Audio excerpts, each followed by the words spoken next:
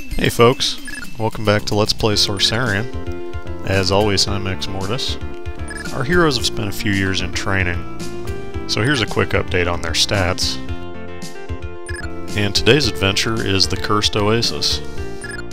The gist of this one is that the evil wizard Ruan has poisoned an oasis, without which Pentawa can't receive trade goods.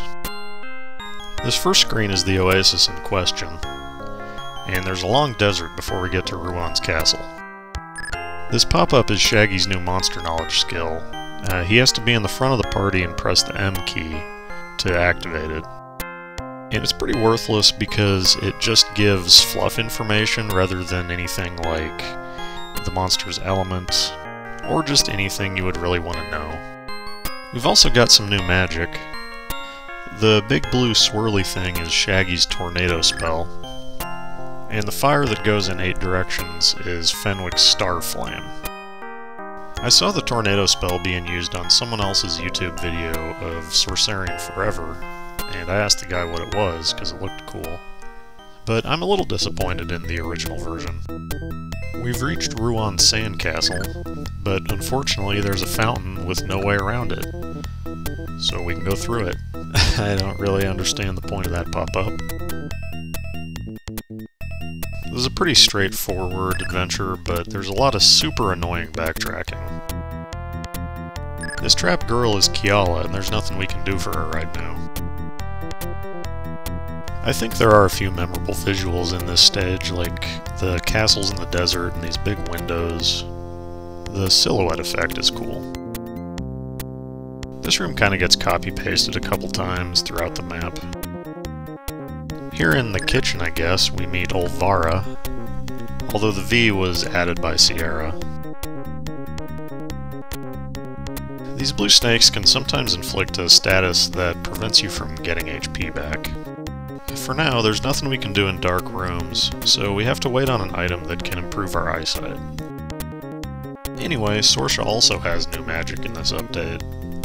She's got the heal spell on her sword, and I noticed during my test run that she's not using any MP. Now I also noticed in the English FAQ on this game, the author mentions another sword that doesn't use MP for its spell.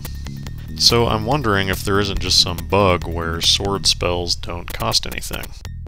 Obviously I need to break into the hard science on this, but it could mean that fighters and/or dwarves are the strongest characters. I'm not really sure what fatigue traps do, but this winch must be the mechanism that's holding up that cage. I suppose we'll have to find some oil. Spoilers, the oil is going to turn out to be the first major backtrack. These weird little piston things in here do damage to you if you stand on them, and I can't even begin to imagine what they're supposed to be. But this underwater passage will lead us to something even stranger. In this sort of Pac-Man room, you toggle the gates on and off by pressing down on the center block in each square. They toggle back and forth really fast, so it's kind of fiddly. We're not going to be going through the lower exits just yet, but we will be back. The beholder things in this room are called oculas, and you're much more likely to kill them with the gates than by actually fighting them. These jars hold the oil we need, but you'll see in a minute it's unfortunate we can only carry one at a time. I mentioned in the previous video that you don't do jobs while you're training, but I realized that on the second year of training you actually do, and that's how Shaggy and Co. have been getting job years in.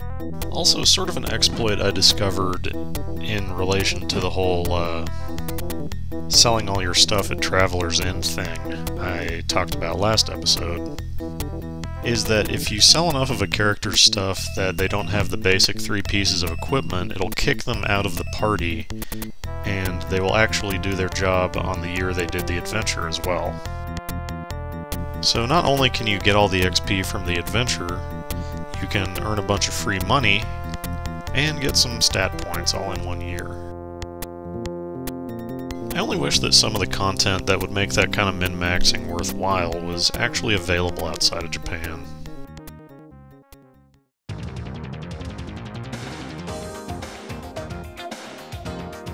I didn't show it until now, but this second winch is one of the reasons that I wish you could carry more than one oil. So we need to head back and grab another jar, but at least I figured out how to speed up footage, so it won't be too painful. And rest assured I'll be doing it a couple more times. Let me know if you think this sucks, but I think it's a good solution, much better than rock cuts anyway. I'm kinda tempted at this point to go back and redo the Stolen Scepter, but I think I'll save that for when I achieve YouTube superstardom so I can do Let's Play Sorcerian again. Looks like it's time to oil up.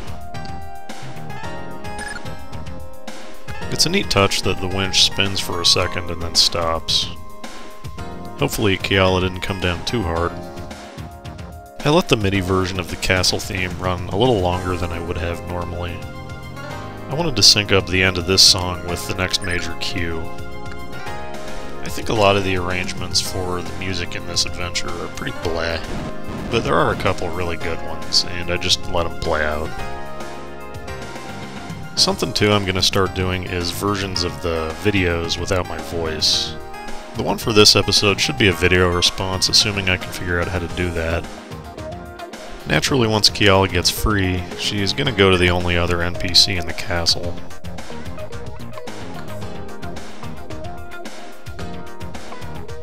So now we need to find some holy water. It is you big a job, but it's important to stay positive, Kiala. Riala? Sierra Scopi editor is really on a roll here.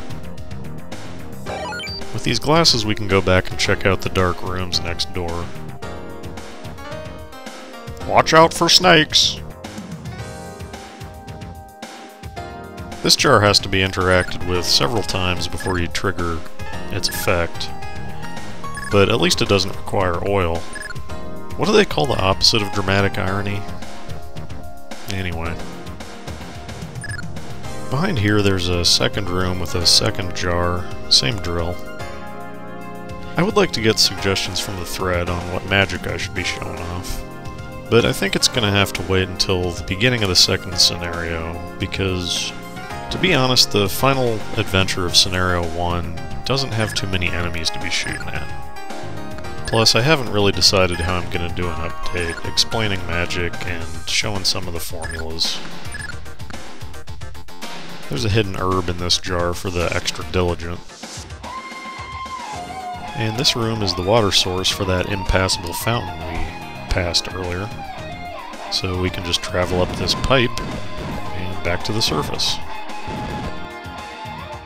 Rotating those jars opened up a secret passage at the end of the upper hallway, but before we get there we're going to go in the one door we haven't been in yet.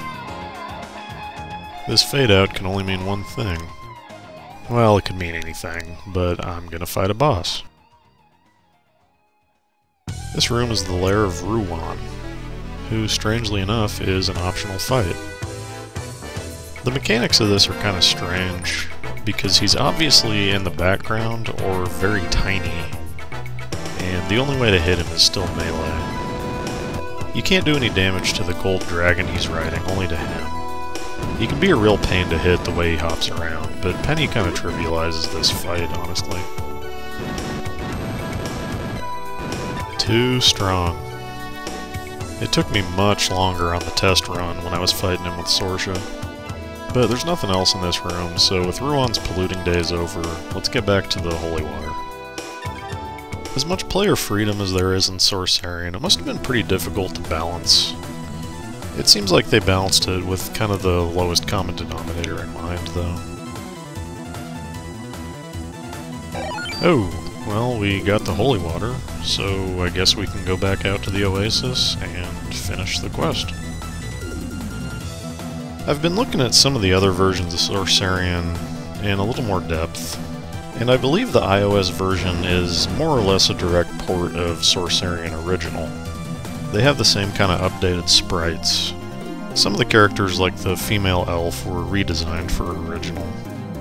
The game also pops up little damage numbers, and it has a redesigned character status window that doesn't take up a quarter of the screen. One of the versions I had totally forgotten about when I was going over the different incarnations of the game was Sorcerian Online, and this was an MMO that came out a few years ago. I'm pretty sure Falcom didn't do it in-house. They actually shut down the servers June 30th of 2012. Obviously I never got to play it, but looking at videos, it looks like about the most boring EverQuest looking thing that you could even think of. Meanwhile, thanks to the Speed Force, we're back at the Oasis already. You gotta love this game. But, we got our acid back. I guess we need to go back to the castle. I do flub the music cues here, and just let this song play all the way through rather than switch back and forth over and over, because we will be back to the desert. Honestly, I probably could have fast-forwarded a little more here. I think you've seen the Berserker fight enough times by now. But anyway, I might go ahead and redo the Stolen Scepter with this new fast-forward technology because so many people did get disoriented by the cuts, and I could have had a better route. But I would just be doing it for the sake of the non-voiceover version.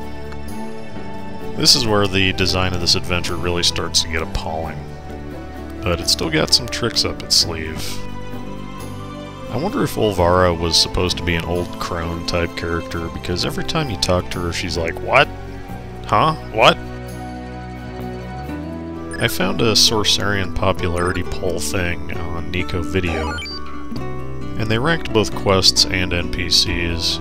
I don't think Olvara ranked, but Kiala or Riala, whatever, was actually pretty high up, for whatever reason. But the number one NPC was Goran, and the number one quest was the Stolen Scepter. Which I think is kind of a cop-out, because it's fine, but it's not the best quest, it's just the one that people have played the most. I've certainly played it the most. And I don't fully understand the Japanese obsession with Goran. They seem to be fixated on a line he has that's something like, "I'm not dead," which there's no equivalent to that really in the English version that I know of. But I would need to get someone else to confirm the translation of that anyway. As for Olvara's hints about going back to the Oasis, I don't know if that's Falcom being dickheads or Sierra being bad translators, because we're not supposed to go back to the Oasis now. What burning the herbs does do is open up a new secret passage behind the old secret passage where you found the fake holy water. I should probably address why the characters are 39 years old now. It's been many years since Lucifer's Floodgate. It's because the process of enchanting items takes a pretty long time. For characters below Karma 16, it takes 3 years to put a single enchantment on an item, and most spells take at least 3 separate enchantments. For this door, it seems we need a key and a solution to the 2 wedges. But anyway, for a lot of the more spectacular spells, you really need to sit down beforehand and kind of figure out the order that you're going to enchant in, because of the way different enchantments interact.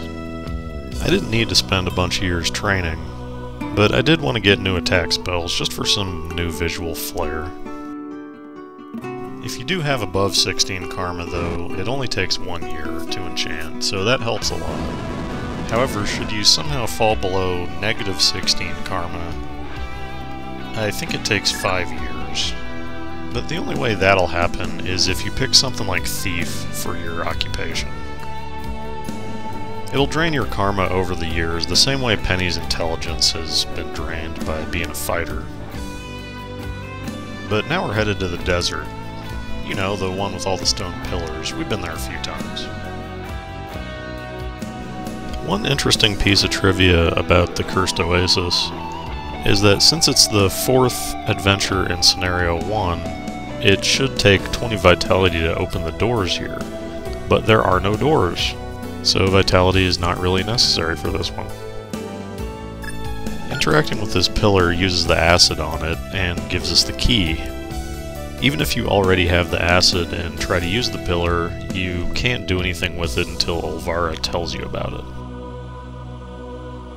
So I'm really doing this LP more for myself than anything else. I've been wanting to really get back into Sorcerian for a while now, but I figured I'd probably lose interest if I didn't have the internet somehow waiting on me to proceed. And you know, I've got sort of a misguided hope that giving the game some exposure might convince somebody to fan translate or officially translate other versions of the game, because I want to play them, and I can't translate them. But now that we've unlocked this door, the keys to getting rid of the wedges are in the lower rooms off of the Beholder room, or Ocula room. And we do need 2 more jars of oil, so this is where that dramatic irony I was talking about earlier comes in. I showed the Ocula monster knowledge blurb here, but it's in fast forward, so what it says is giant floating eyeball may drop from above, and then it has a second empty page. I think the Sandcastle theme, more than any of the other songs we've heard so far, feels pretty archetypal of Yuzo Koshiro's early work. It kind of reminds me of some of the songs from Dragon Slayer 4, and also his work on The Scheme, which is another Japanese PC game that is not by Falcom, but he did the soundtrack to. It's just kind of fast-paced and complex, but still melodic. I should say that as much of a Yuzo fanboy as I come off as, I really don't like his recent stuff for like Etrian Odyssey and like Wangan Midnight. I don't know, I just don't dig him.